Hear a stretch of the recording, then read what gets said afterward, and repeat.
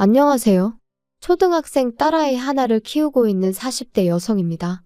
제가 오늘 이렇게 제 이야기를 하러 온 건 말 그대로 염치 없는 저희 시댁 식구들을 고발하고 싶어서요. 법적으로 다툴 수만 있다면 정말 그러고 싶을 정도로 생각만 해도 분한데 정말이지 남보다도 못한 가족이 있다는 거 어디 드라마에서나 봤지. 제가 직접 겪게 될 줄은 상상도 못했다니까요. 일단 제 이야기를 좀 하자면 제가 고등학교 2학년 때 아버지께서 세상을 떠나셨어요. 화재 사고였지요. 참으로 억울한 게 원래 저희 아버지는 본사에서 근무를 하셨는데 그날은 공장에 내려가 봐야 할 담당자가 휴가를 내는 바람에 어쩔 수 없이 저희 아버지가 가시게 되셨거든요. 그리고 그날 딱 사고가 난 거예요. 어이없는 사고로 아버지를 잃은 후 아버지와 사이가 좋으셨던 어머니는 밤낮으로 눈물을 흘리셨고 저는 저대로 매사에 비관적인 사람이 되어갔지요. 게다가 이후로 어머니도 저도 전혀 알지 못했던 빚들이 여기저기서 하나둘씩 튀어나오는데 정말 환장하겠더라고요. 뿐만 아니라 저희 모녀를 더 미치게 했던 건 아버지의 형제들 그러니까 친척들이었어요. 사람이 죽었는데 기껏 저희 집에 찾아와서는 형이 재산을 얼마나 남겼냐, 보상금은 얼마나 받았냐, 자기들이 정말 힘들어서 그러니 좀 나눴으면 안 되겠냐. 형이 살아있었다면 무조건 나눠줬을 거다. 말 같지도 않은 소리를 어찌나 뻔뻔하게 내뱉어대던지. 그때 정말 처절하게 배웠어요. 피가 물보다는 진하다고 해도 돈보다는 못하다는 걸 말이죠. 그리고 그런 일련의 시간은 저에게서 미래에 대한 꿈도 희망도 다 빼앗아 갔어요.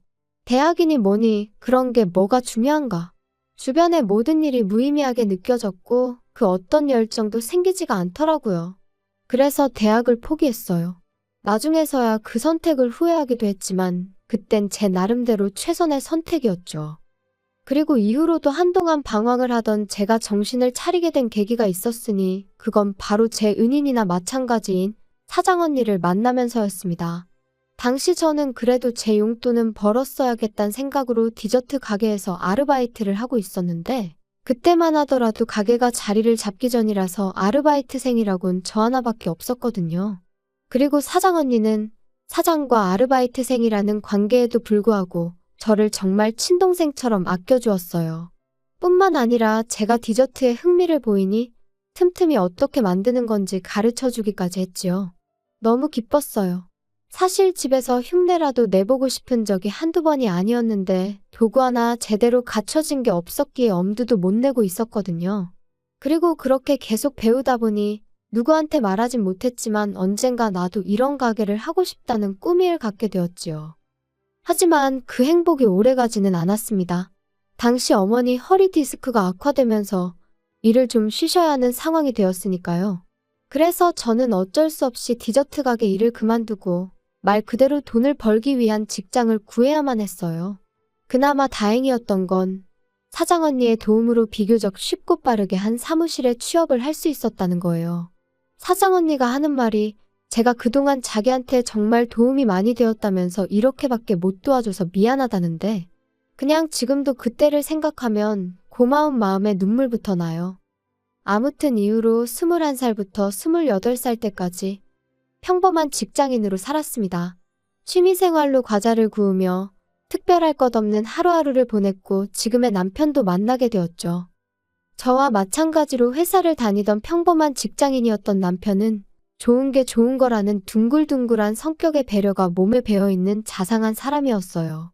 그리고 그런 남편의 성격이 너무 부러웠던 저는 남편이 도대체 어머님 아버님 두 분 중 누굴 닮은 걸까? 두 분은 얼마나 좋은 분들일까? 늘 궁금했는데 결혼 준비를 시작하고 나서야 비로소 알게 되었습니다. 누굴 닮아서 그런 것도 아니었고 두 분도 그렇게 좋은 분들이 아니셨다는 걸 말이죠. 남편은 3남매 중 둘째로 소위 위아래로 치이는 입장이었어요. 맞이인 아주버님에게는 시부모님의 기대가 대단하셨고 막내인 신우에게는 하나뿐인 공주님이라며 불면 날아갈까 주면 부서질까 아주 애지중지하셨지만 저희 남편한테만큼은 한마디로 본체만 채 있으나마나. 그리고 그런 시부모님의 마음이 확실히 드러났던 때가 바로 상견례 자리에서였습니다.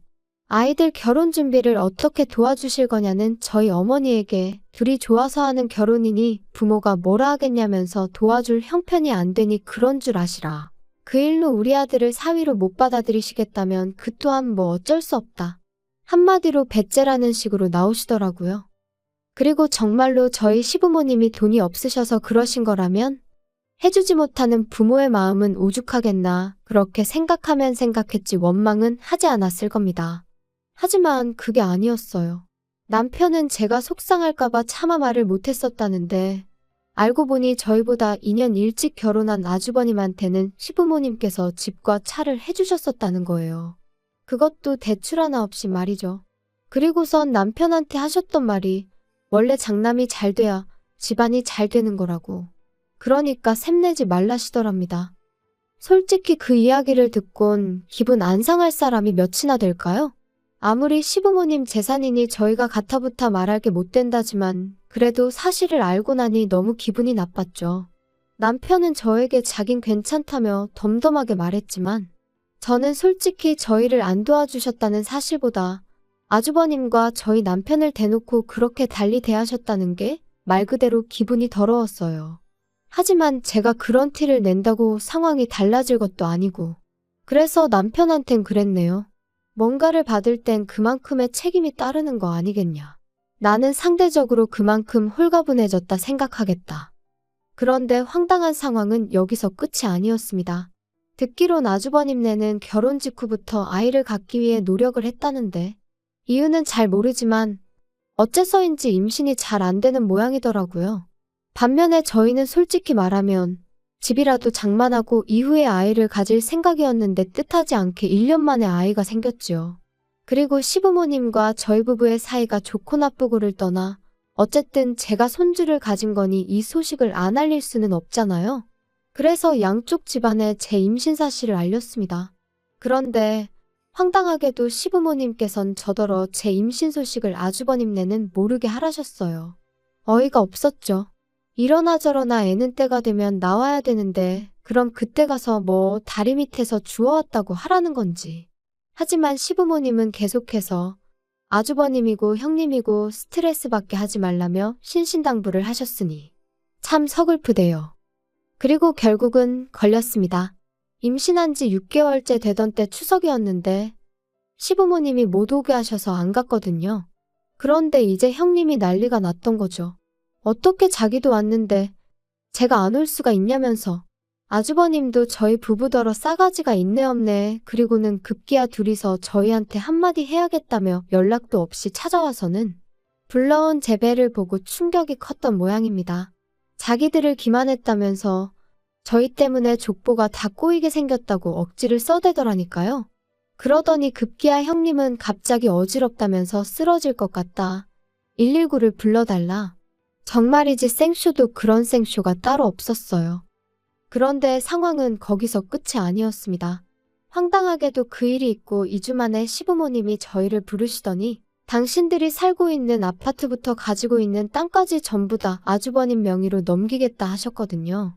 원래도 시부모님 재산에 관심도 없었고 그 재산이 언젠가 저희 몫이 될 거란 기대도 없었지만 그래도 너무 갑작스럽고 당황스러워서 갑자기 그런 결정을 내리신 이유가 뭐냐고 여쭤봤어요. 그랬더니 어머님이 하시는 말씀이 아주버님네서 그렇게 해달라고 했다는 거예요. 평소에도 저희 부부가 싸가지가 없어서 자기들한테 잘하는 게 없었는데 이제 애까지 가졌으니 얼마나 기세등등하겠냐면서 자기들한테도 어떤 식으로든 힘을 실어달라고 했다나요? 듣는 내내 어처구니가 없었습니다. 솔직히 쪽팔려서 어디 가서 말도 못했는데 한번 말해볼까요? 저희 결혼하는데 시부모님은 한 푼도 안 보태주신 건 물론이고 남편 대학 다닐 때 딱 2번 학비 내주셨다는데 그걸 핑계로 축의금을 다 가져가셨어요. 게다가 아주버님네 부부는 매일같이 돈 자랑을 해대는데 정작 저희 결혼할 때 축의금으론 달랑 10만 원 했더라고요. 물론 그마저도 구경도 못했지만 아무튼 이미 그런 역사가 있었으니 아무리 저희 남편이 사람이 좋다고 해도 뭘 얼마나 잘하고 싶었겠어요? 까놓고 말해서 그냥 명절이고 시부모님 생신이고 봐야 하는 날에만 보는 거고 그때는 그냥 인사나 하고 마는 거지. 저희가 뭐가 좋다고 거기 붙어서 허허실실 싸바싸바를 했겠냔 말이죠. 그런데 아주버님이나 형님은 자기들이 보기엔 저희 부부가 가진 것도 없는데 자기들한테 아쉬운 소리를 안 하니 그게 그렇게 꼴보기가 싫었던 모양입니다. 10년도 더 된 이야기인데 또 생각하니 속에서 우라가 치미네요. 저는 시부모님한테 그래도 재산을 다 넘기시는 건 신중하셔야 된다고, 한번 넘어가고 나면 되찾아오시기도 힘들다고 말씀드렸어요.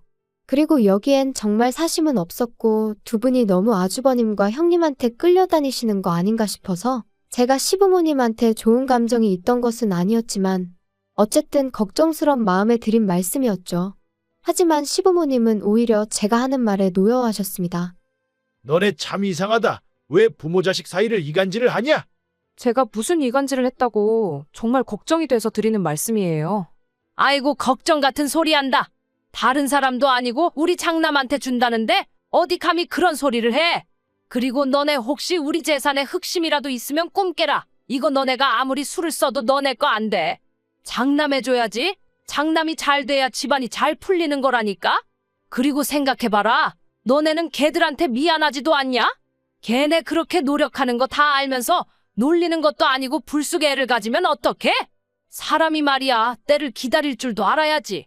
그리고 그때 옆에 있던 그 순하디순한 제 남편이 더는 못 참고 목소리를 높이더라고요. 알아서들 하세요. 그러다 후회할 일 생겨도 저희는 몰라요. 저희한테 도와달라, 어떻게 해달라 그런 말씀 절대로 하지 마시라고요. 그런데 저희 시부모님이 그런 저희 남편을 보시고는 차라리 화를 내셨다면 모르겠는데 그것도 아니고 비웃으셨어요. 얘네들 좀 봐. 아주 웃겨 죽겠네. 니들이 뭐가 있다고 우리가 거기다 손을 벌리겠냐? 니들이 뭐 가진 게 뭐가 있어서 우리가 거기다 손을 벌려. 걱정 마라. 절대로 손 안 벌리니까. 시부모님의 그런 반응에 남편과 저 두 사람 모두 크게 상처를 받을 수밖에 없었습니다. 그리고 그때부터 남편도 저도 말 그대로 이를 갈았어요. 비록 시댁과 인연을 끊고 살 수는 없겠지만 적어도 저쪽에 아쉬운 소리하는 일은 없게 하자. 죽어도 두 번 다시 무시당하는 일은 없을 거다. 말 그대로 작정을 하고 살았지요. 그리고 지난 10년 동안 많은 변화가 생겼습니다. 일단 결혼한 지 6년 만에 저희 두 사람 명의로 된 아파트를 장만했어요. 비록 대출도 껴있고 구축이긴 했지만 생각보다 이른 목표 달성에 얼마나 기쁘던지. 하지만 이 기쁨에 초를 치는 이가 있었으니 그 또한 말 안 해도 아시겠죠? 바로 저희 시댁 식구들이었습니다. 솔직히 얼마나 반가운 사람들도 아니다 보니 딱히 자랑하고 싶은 마음도 인정받고 싶은 마음도 없었는데 그래도 남편은 저하고는 조금 달랐던 모양이에요. 당신들 도움 없이도 내가 여기까지 왔다고, 이만큼 해놓고 산다고 나름대로의 성과를 알리고 싶은 눈치더라고요. 그리고 저는 그런 남편이 왠지 안쓰럽기도 하고 조금은 이해도 되었기에 그러라 했어요. 시댁 식구들 다 불러서 집들이 한번 하자고요. 그런데 집들이 당일 너나 할 것 없이 다들 빈손으로 와서는 여기저기 흠잡기에 급급할 뿐이었습니다. 이렇게 좁아터진 집에서 어떻게 애를 키우고 사냐? 이런 데서 살 거면 전세나 살지 이걸 뭐 한다고 매매를 했냐? 덕담이나 한마디 해주시던가 그마저도 힘드시면 그냥 말을 마시지.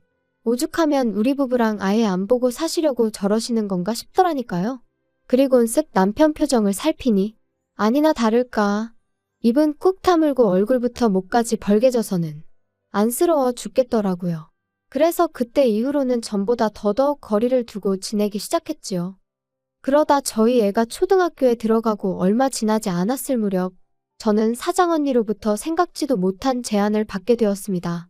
사장언니 말이 자기가 애들 때문에 급하게 이민을 가게 되었다면서 자기 가게를 인수받으면 어떻겠냐고요.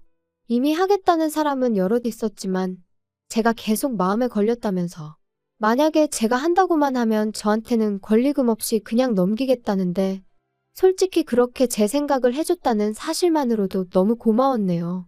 하지만 한편으론 내가 할 수 있을까 하는 걱정도 컸어요. 아이를 키우는 동안 나름대로 배운다고 전문학교를 다닌 적도 있었고 집에서 꾸준히 만들어보기도 했지만 남한테 제대로 평가를 받아본 일이 많지 않다 보니 스스로에 대한 믿음이 부족했달까요? 하지만 결론부터 이야기하자면 결국엔 한번 부딪혀보기로 했어요. 사람 일이라는 게 뭐든지 해보고 나서 결정해도 늦지 않는다는 친정어머니의 말씀에서 용기를 얻었죠. 그리고 그 이후로 지금까지 저희 부부에게는 좋은 일만 있어 왔습니다. 남편은 좋은 조건의 대기업으로 이직에 성공했고 제 가게 또한 나날이 인기가 좋아져 3호점까지 냈으니까요. 그뿐인가요? 집값도 올랐지 아이는 성실하고 건강하게 자라주고 있었지. 어느 것 하나 불만을 가질 이유가 없었어요. 그리고 그렇게 행복하고 편안한 하루하루가 이어지면서 시댁 식구들에 대한 관심은 점점 멀어져만 갔습니다. 사실 사이가 안 좋아지기 시작한 무렵부터 한동안은 그래도 시댁 식구들이 어떻게 지내고 있는지 알아야 할 것 같았고 뭐랄까. 비록 느슨하고 해진 끈일지라도 어떻게든 붙잡고 있어야 할 것 같았거든요. 그런데 어느 순간 그런 마음도 옅어지기 시작하대요. 아마 저희 셋만으로도 충분히 행복할 수 있다는 걸 깨닫기 시작하면서부터 아니었나 싶은데. 아무튼 그리고 그렇게 지내다 보니 어느 순간 시댁에 대한 미움도 원망도 사라진 것 같았습니다. 알아서들 잘 살겠지. 무소식이 희소식이라니까. 우리도 알아서 잘 살고 있어요. 정말 딱 이 생각뿐이었어요. 하지만 올해 초 전혀 생각지도 못한 소식을 듣게 되었습니다. 평소에 왕래라곤 요만큼도 없었던 신우한테서 말이지요. 어떻게 제 번호를 알게 된 건지도 모를 만큼 소원한 사이였는데 난데없이 신우가 전화를 해서는 저희더러 무심하니였더니 한참을 떠들어대대요. 그리고는 한다는 말이 아주버님네가 난리가 났다면서 큰일 났다는데 솔직히 하나도 궁금하지 않았어요. 하지만 안 물어보면 이 전화가 끝날 리가 없겠구나 싶어. 무슨 일인데 그래요? 언니 어떡하면 좋아요. 우리 큰오빠 아주 쫄딱 망하게 생겼어요. 그리고 이때까지만 해도 저는 솔직히 기껏해야 아주버님이나 형님 둘 중 한 분이 바람이라도 났나 싶었는데 쫄딱 망하다니 그게 다 무슨 소리예요. 알아듣게 얘기를 해봐요. 글쎄 세상에 큰오빠가 큰언니랑 상의도 없이 엄마 아빠가 준 땅도 다 팔아버리고 아파트 담보로 대출도 있는 대로 끌어다가 주식을 했대나 코인을 했대나 진짜 미쳤나 봐요. 어떡해요? 그걸 저한테 물어도 제가 무슨 말을 해야 할지 모르겠네요. 아니 근데 솔직히 작은 오빠랑 언니 때문이기도 해요 이게. 큰오빠가 하는 말이 두 사람 사는 게 하루가 다르게 나아지는 것 같다면서 엄청 조바심을 냈거든요. 혹시 우리한테 말 안 하고 뭐 재테크했어요? 아니 그렇잖아. 어떻게 이 집만 자꾸 살림이 펴? 아무튼 그래서 큰오빠가 조바심이 나서 그런 거에 손을 댔나 봐요. 어떡하면 좋아요? 작은 오빠랑 언니가 좀 방법을 찾아봐요. 이러다 두 사람 원망 듣게 생겨서 내가 걱정이 돼서 연락한 거라니까요? 기가 차서 신우더러 그걸 말이라고 하냐고 따졌어요. 그리고 아가씨도 지금 나이가 몇인데 전할 말 못 전할 말 구분도 못하느냐고 그런 말을 나한테 전하면 내 입에서 좋은 소리가 나가겠냐고 쏘아붙였습니다. 설령 재테크를 했다고 해도 그게 우리가 아주버님이나 형님한테 양해를 구할 일이냐 사과를 할 일이냐 황당하다 그랬지요. 그랬더니 신우가 한다는 말이 다 같이 잘 먹고 잘 살면 좋은 거 아니냐는데 그렇게 생각하는 사람들이 시부모님한테 재산 다 받아내고 동생네는 거들떠도 안 보냐고 또다시 받아쳤어요. 그러자 신우가 저더러 언니 그렇게 안 받는데 돈 얘기에 되게 민감하답니다. 그러니 더 할 말이 없었죠. 참고로 그렇게 아주버님 재산 다 퍼주실 때 신우 앞으로도 오피스텔 하나 해주셨어요. 정말 저희만 아무것도 안 해주셨다니까요? 그렇게 기분 나쁜 연락을 마치고 남편에게 이런 연락이 왔었다고 알렸습니다. 그리고 남편의 반응은 저랑 별반 다르지 않았죠. 이제 와서 그런 소리를 왜 우리한테 하냐면서 몹시 마음 상해했거든요. 그런데 며칠 전 어머님한테 걸려온 전화를 받게 되면서 그제서야 신우가 괜히 연락을 했던 게 아니라는 걸 알게 되었습니다. 어머님하고는 참으로 오랜만에 통화였는데 어머님은 가타부타 설명도 없이 다짜고짜 앓는 소리 죽는 소리를 내기 시작하셨어요. 그리고 저는 그런 어머님의 푸념이랄지 신세 한탄을 들어드리고 싶은 마음은 손톱만큼도 없었기에 하실 말씀이 뭐냐 용건만 말씀하시라 했지요. 옆에 있던 남편도 귀찮다는 듯이 손만 내저을 뿐이었고요. 너는 정말 말을 서운하게 하는구나. 시애미가 전화를 하면 잘 지내셨냐, 아픈 데는 없으시냐, 근심거리가 있으시냐 그런 거 물을 생각은 안 하고. 아주버님이 어련히 잘 챙겨드리고 계시지 않겠어요? 무슨 일 때문에 그러시는데요? 우리 장남이라면 내가 생각만 해도 눈물이 날라 그런다. 걔가 지금 너무너무 힘들어하고 있어. 혜지한테 다 들었지? 아가씨랑 얼마 전에 통화를 하긴 했는데 잘은 몰라요. 그런데 아주버님이 힘드신데 왜 저한테 연락을 하셨어요? 제가 딱히 해드릴 게 없는 것 같은데. 왜 해줄 게 없어? 있으니까 내가 연락을 했지. 아무래도 나랑 네 시아버지랑 당분간 너희 집에 가 있어야 될 것 같다. 갑자기 그게 무슨 말씀이세요? 저희 집에 오신다니 도대체 왜요? 아니 부모가 자식 집에 간다는데 무슨 왜요야 왜요는. 큰애가 지금 사는 집을 비워줘야 되는데 뭐 돈이 좀 그래서 당분간 우리 집에 와 있어야 된다잖니? 그런데 너도 우리 집 알잖니? 거기서 어떻게 다 같이 살아? 게다가 이 집도 명의가 큰애 앞으로 되어 있어서. 아무튼 우리가 그래서 일단은 큰애한테 집을 비워주고 우리는 너희 집에 가 있으려고 그런다. 그러니 그런 줄 알고 방 하나 만들어놔. 알겠지? 아주버님네랑은 못 사시는데 저희랑 어떻게 살아요? 그리고 내드릴 방 없어요. 걔네가 우리가 있으면 애를 어떻게 만들어? 넌 왜 이렇게 생각이 없냐? 어머님, 결혼하고 이제껏 안 생기면 둘 중 누구한테 문제가 있어도 있는 거 아니겠어요? 아무튼 그거야 아주버님네 사정이고 저는 어머님 아버님이랑 같이 못 살아요. 여기로 오지 마세요. 그리고 그때 남편이 저한테서 핸드폰을 뺏어가더니 스피커폰으로 돌리고는 화를 내기 시작했습니다. 우리한테 부탁하는 일 없을 거라 하시지 않으셨어요? 가진 것도 없는 저희한테 뭘 바라겠냐면서 있는 대로 비웃으셨을 땐 언제고 이제 와서 같이 살자고 하면 제가 좋다고 할 줄 아셨냐고요. 죽이 되든 밥이 되든 형님하고 사세요. 아니면 어떻게든 지금 두 분이서 사시는 집은 지키시던가요. 아무튼 저희는 요만큼도 얽히고 싶지 않으니까 이런 연락이라면 하지 마세요. 남편은 자기 할 말을 마치기가 무섭게 전화를 끊었고 이후로 한동안 복잡한 표정을 하고 있었습니다.